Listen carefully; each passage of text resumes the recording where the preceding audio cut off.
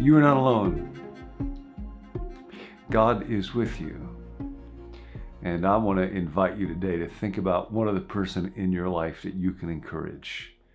Because very often the place that we find God is in the face of another human being. Think of somebody that's in your family, somebody that you work with, somebody that's a friend that you can see, that you can notice, that you can name something that God is up to in them. And ask God to bring that person to your mind so that you can reach out to them. And I want to talk to you about how this sort of thing is at the heart of the story of the incarnation of Christmas, because we're journeying together and we're learning about life with God. We talked last time about how the angel Gabriel came to a man named Zechariah and foretold the birth of John the Baptist. And then after that, Gabriel puts in his final appearance in the Bible and shows up with a young woman named Mary. It says, "Hail Mary, you are full of grace. You have found favor with God. The Lord is with you." And we might think that Mary would be thrilled at these words, but she's not. She's troubled. She's greatly troubled.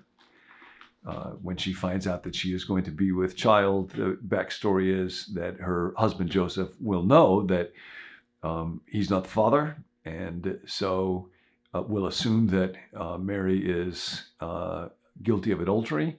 And that means, according to the Torah, that Joseph took quite seriously, she would need to be executed, stoned, or if not that, at least that he would divorce her. And we're told in the Gospel of Matthew, that's exactly initially what Joseph thinks. At the beginning, when he finds out that Mary is pregnant, until we don't know how long into the pregnancy, his plan is to divorce her. And so Mary is greatly troubled. But Gabriel says, God is at work in you.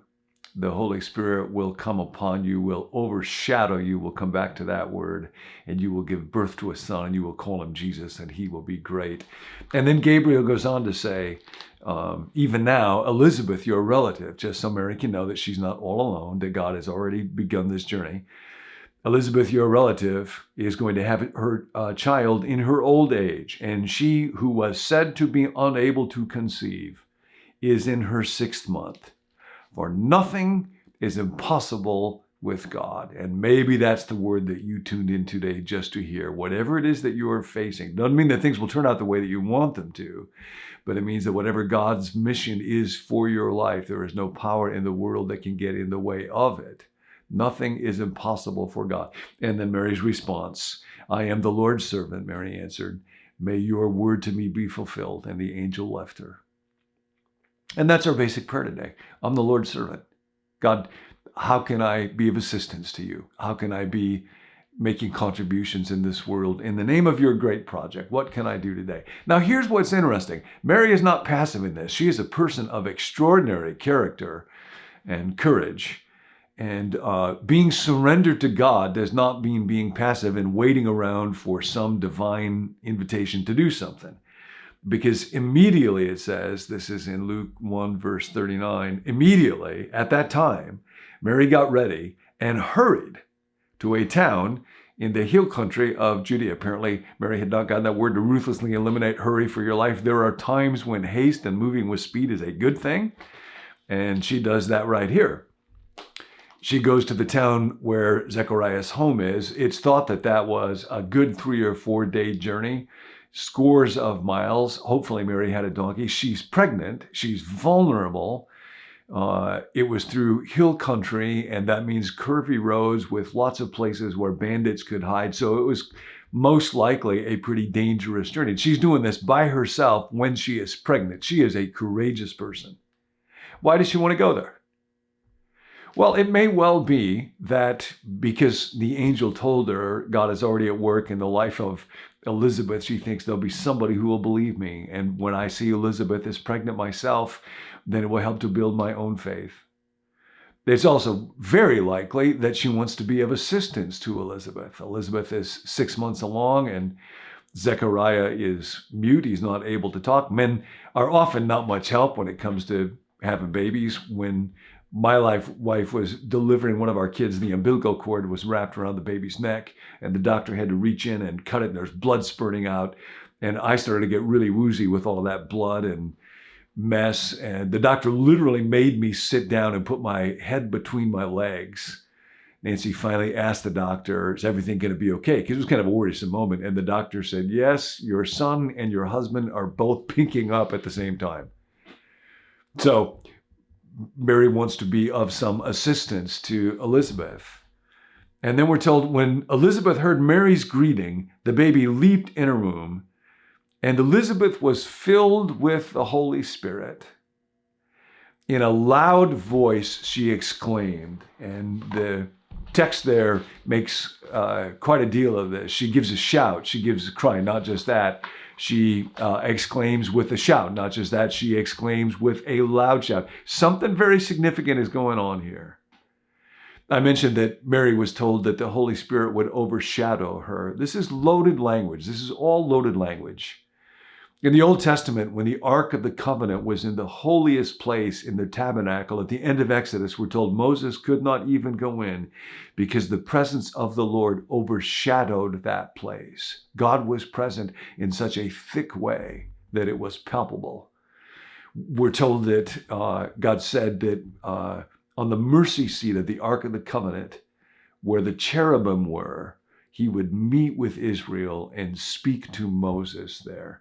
Now, we think of cherubim as these cute little cherub things. My mom loved cherubs, and our house was filled with them. My Scandinavian grandfather was very put off by these little naked babies. He would just go around saying, whoosh, naked babies, and try to cover them up. These are not cute little cherubs. These are representatives of a spiritual realm, and they were quite majestic beings. And God said, now I'm going to be present before you there. This is the Ark of the Covenant.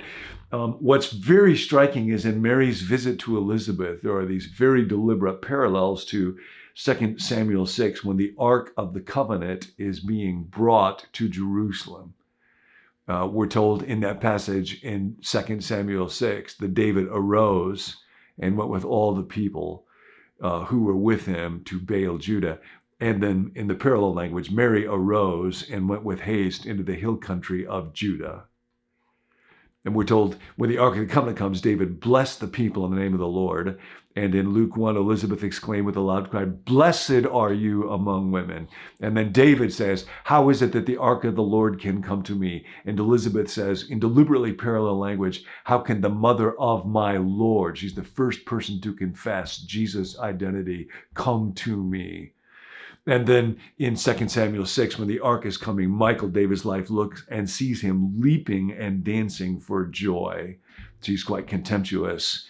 In Luke 1, Elizabeth says, the baby in my womb leapt for joy. The same verb is used there. In 2 Samuel 6, we're told the ark of the Lord remained in the house of Obed for 3 months. And then we're told in Luke 1, Mary remained in the house of Elizabeth for, guess how many? 3 months.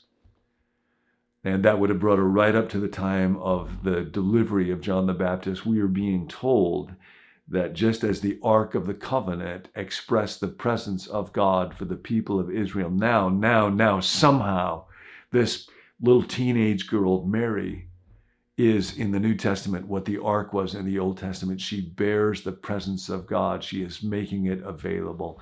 And Elizabeth sees what is going on in Mary and names it. Blessed are you. What great joy. She names it. And at the same time, Mary sees what is going on with Elizabeth. And you might remember Zechariah is kind of useless during this. He can't say a word, but they can talk with each other. They can pray with each other. They can bless each other. And that's exactly what they do. They see and name for each other what God is doing.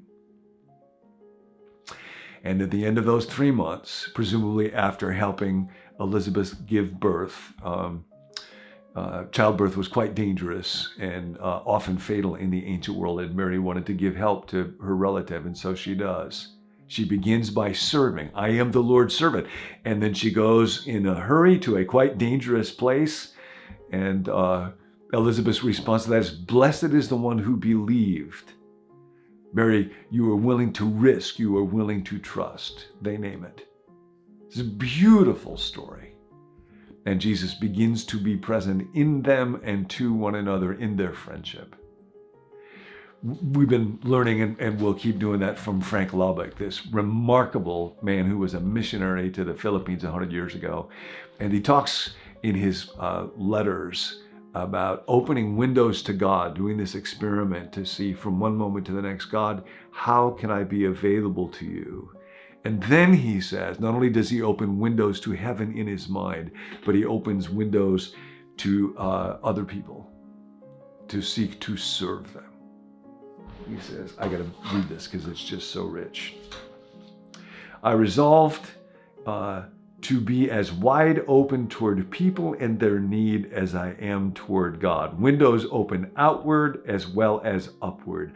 Windows especially open downward where people need most. So now we have windows in our souls and we can open them up. God, how are you present right here? Jesus, Emmanuel, God with us. How are you in my mind as I'm looking into this camera, speaking to and filled with gratitude and love for the people that I get to talk to? How can my windows be open to you and then to other people?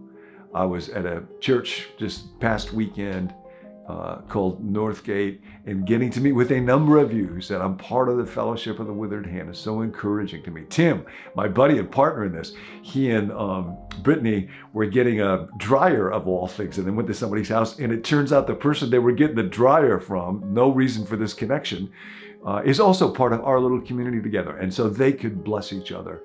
You can bless the people that are in your life today. Lord, I am your servant. Who can I see? Who can I encourage? Who can I bless? You never know. You never know how God will meet you as you do that. You are not alone. See you next time.